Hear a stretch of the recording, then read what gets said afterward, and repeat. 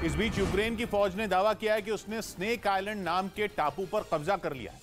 काला सागर में यह टापू यूक्रेन का हिस्सा है, लेकिन जंग शुरू होते ही रूस की फौज ने इस पर कब्जा कर लिया था। लेकिन दावा यह है कि मॉस्को के डूबने के बाद काला सागर में रूस कमजोर हुआ है। रूस की पकड़ अब समंदर में पहले जैसी नहीं है। इसी का फायदा यूक्रेन की फौज ने भी उठाया और स्नेक आइलैंड पर फिर से कब्जा कर लिया। यूक्रेन की फौज का दावा है कि स्नेक आइलैंड पर तैनात रूस की फौज के एक मिसाइल सिस्टम को भी उसने तबाह कर दिया। बताया गया कि स्ट्रेला 10 नाम का surface to air missile system इस आइलैंड पर तैनात किया गया था, लेकिन यूक्रेन की फौज ने पहले मिसाइल सिस्टम को टारगेट बनाया, उसके बाद रूस की फौज को वहां से खदेड़ने में कामयाबी हासिल कर ली। ये वही आइलैंड है जिस पर कब्जे के दौरान फौजियों की बातचीत की ऑडियो रिकॉर्डिंग सामने आई थी। यूक्रेन के एक फौजी ने सरेंडर करने से इनकार कर दिया था, जिसे बाद में यूक्रेन ने सम्मानित भी किया था। लेकिन खबर है कि अब यूक्रेन ने अपने आइलैंड से रूस को खदेड़ने में कामयाबी हासिल कर ली। उधर वर्ल्ड बैंक ने अनुमान लगा दिया कि यूक्रेन में जंग की वजह से दुनिया को अगले 3 साल तक महंगाई से जूझना होगा। रूस और यूक्रेन दोनों दुनिया की कमोडिटी मार्केट में बड़ी भूमिका निभाते हैं, क्योंकि जंग लड़ रहे ये दोनों देश दुनिया भर में कच्चा माल निर्यात करते हैं। दुनिया की कमोडिटी मार्केट में बड़ी भागीदारी की वजह से दोनों देशों को ब्रेड बास्केट भी कहा जाता है। लेकिन युद्ध की वजह से रूस आर्थिक प्रतिबंध की बेड़ियों में बंध गया और यूक्रेन की अर्थव्यवस्था चौपट हो गई।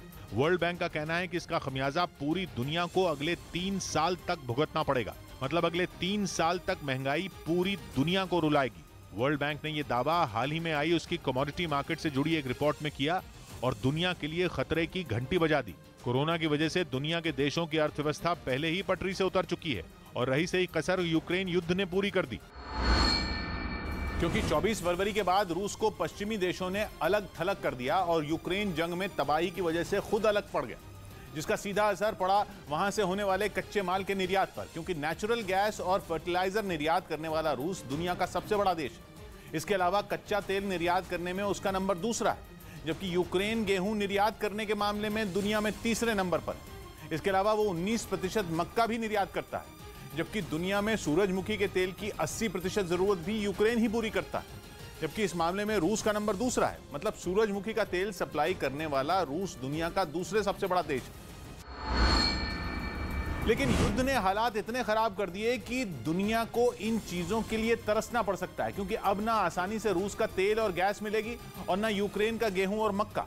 वर्ल्ड बैंक ने इसी वजह से आगाह किया और सभी देशों को बता दिया कि अगले 3 साल उन पर भारी पड़ेंगे। उसका कहना है कि रूस पर पश्चिमी देशों ने जो प्रतिबंध लगाए हैं उसकी वजह से दुनिया को रूस का कच्चा तेल और गैस नहीं मिल पाएगी, जिसका नतीजा यह होगा कि कच्चे तेल और गैस के दाम 50% तक बढ़ सकते हैं, जबकि अनाज खासकर गेहूं के दाम 20% तक बढ़ सकते हैं।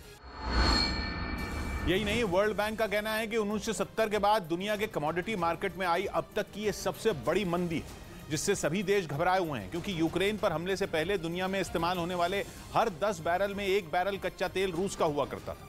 लेकिन युद्ध की वजह से अमेरिका, कनाडा और ब्रिटेन ने रूस के तेल और गैस के निर्यात पर प्रतिबंध लगा दिया और सप्लाई रुकने से ग्लोबल मार्केट में इसकी भरपाई मुश्किल हो गई।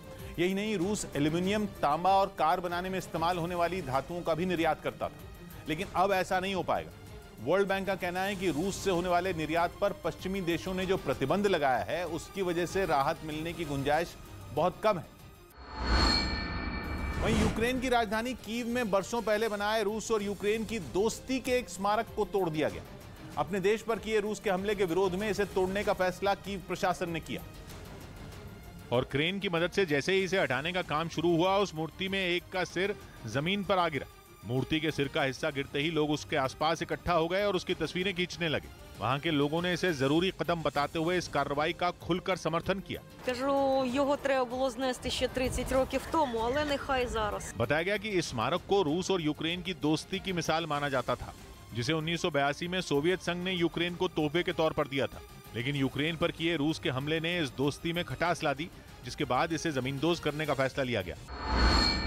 उधर रूस के चिबिक्सारी शहर में जेड निशान की आकृति पर लात मारने वाले एक शख्स को सजा दी गई।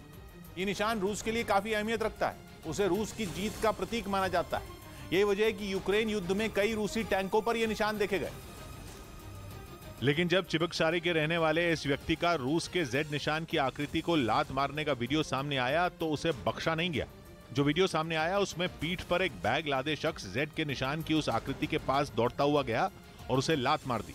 जितनी तेजी से वो उसके पास पहुंचा, उसी रफ्तार से वो वहां से भाग भी गया। लेकिन उसकी ये हरकत सबके सामने आ गई, जिसके बाद वहां के प्रशासन ने उस पर 30,000 रूबल का जुर्माना लगाया, यानी कि भारतीय रुपयों में करीब 31,000 रुपए। इसके साथ ही आदेश दिया गया कि उसे नोवोरूसिया के शहीदों की 3 विधवाओं की आर्थिक मदद करनी होगी।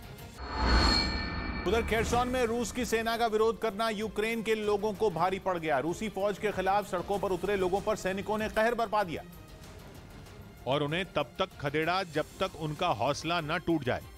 आरोप लगाया गया कि खेरसॉन में रूस के खिलाफ एक शांतिपूर्ण प्रदर्शन किया जा रहा था, जिसमें हुई नारेबाजी से रूसी सैनिक भड़क गए और उन्होंने भीड़ को वहां से अलग करना शुरू कर दिया। इधर सैनिक भड़के तो उधर प्रदर्शनकारियों ने भी हटने से मना कर दिया, जिसके बाद उन्हें तितर बितर करने के लिए आंसू गैस के कई गोले दागे गए। आरोप लगाया गया कि रूसी फौज ने वहां लोगों पर लाठियां भी चलाईं, जिसकी वजह से 2 लोग बुरी तरह घायल हो गए, जिन्हें उनके साथी सहारा देते नजर आए। हालांकि कुछ लोग इसके बावजूद वहां से जाने को तैयार नहीं हुए, जिन्हें एक दूसरे वीडियो में रूसी सैनिक कई मीटर तक दौड़ा कर मारते नजर आए। इस बीच सुमे में रूस की मचाई तबाही के बाद राहत का काम तेज कर दिया गया। रूसी हमले के निशाने पर आए बिजली के प्लांट की मरम्मत के लिए वहां एक टीम पहुंची, जिसके सामने बिखरा प्लांट का मलबा किसी चुनौती से कम नहीं था। इसके बाद उन लोगों ने प्लांट को रूसी हमले से पहुंचे नुकसान का जायजा लिया। उनमें कुछ लोग क्रेन की मदद से उन पिलर को तोड़ते नजर आए जो कभी भी गिर सकते थे। साथ ही एक टीम खंडहर नुमा जगह से मलबा नीचे गिराती दिखी, जिसे खुदाई करने वाली मशीन की मदद से इकट्ठा कर लिया गया।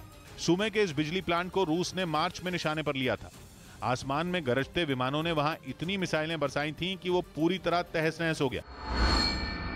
उधर यूक्रेन युद्ध के बीच अपने डबल गेम का भंडाफोड़ होने के बाद चीन बैकफुट पर आने को मजबूर हो गया।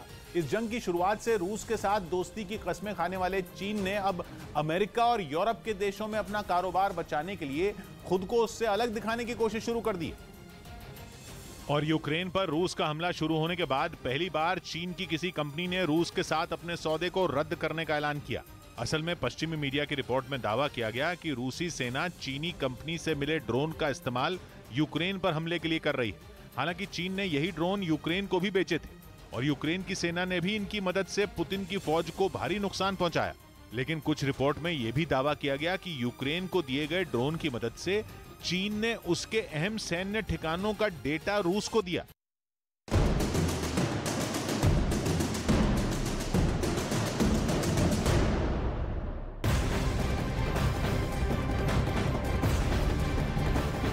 उत्तर प्रदेश के मुख्यमंत्री योगी आदित्यनाथ की धार्मिक स्थलों से लाउडस्पीकर हटाने की अपील का असर दिखने लगा है।